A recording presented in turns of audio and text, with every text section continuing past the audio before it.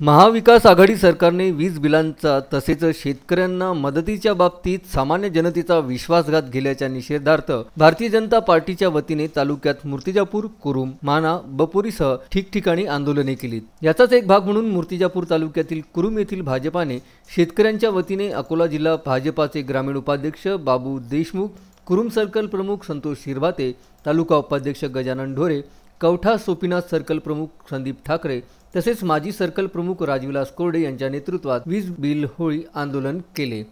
राजेश दावेदार, प्रफुल्ल भोकरे, हर्षल भुयार, शुभम शिंगरूप, पिंटू गायकवाड, भूषण देशमुख, कुणाल बंड, दीपक चर्जन, दत्ता साबळे, प्रदीप पवार यांच्या नेतृत्वाखाली हे आंदोलन झाले।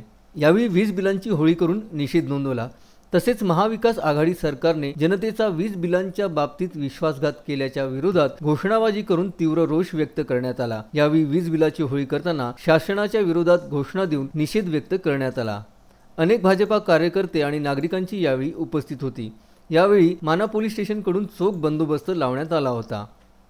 भाजपाकडून सर्कलतर्फे वीज बिल माफ करण्याबाबत वीज बिलाची होळी करून आंदोलन करण्यात आले। निष्क्रिय महाविकास आघाडी सरकारच्या भोंगळ कारभार व लॉकडाऊन काळात वीज ग्राहकांना दिलेल्या वाढीव वीज बिल विरोधात भारतीय जनता पार्टी पक्षाच्या वतीने वीज बिलाची होळी करून आंदोलन करण्यात आले। आमच्या मागण्या खालीलप्रमाणे होत्या। लॉकडाऊन काळात वीज बिल माफ करणे, कृषी पंपांना सलग 8 तास वीज पुरवठा द्या आणि कृषी गावठाणचे आणि कृषीचे नादुरुस्त ट्रान्सफर 3 दिवसात आत दुरुस्त करण्यात यावे। तसेच कृषी पंपांची पेंडिंग कनेक्शन मागणी तात्काळ द्या आणि ट्रान्सफॉर्मरला पूर्ण क्षमतेचे वीज पुरवठा द्या। अशा प्रकारे आमच्या मागण्या होत्या आणि आम्ही आमचे आंदोलन व्यवस्थित पार पाडले। बाळासाहेब गणोरकर, विदर्भ न्यूज, मूर्तिजापूर।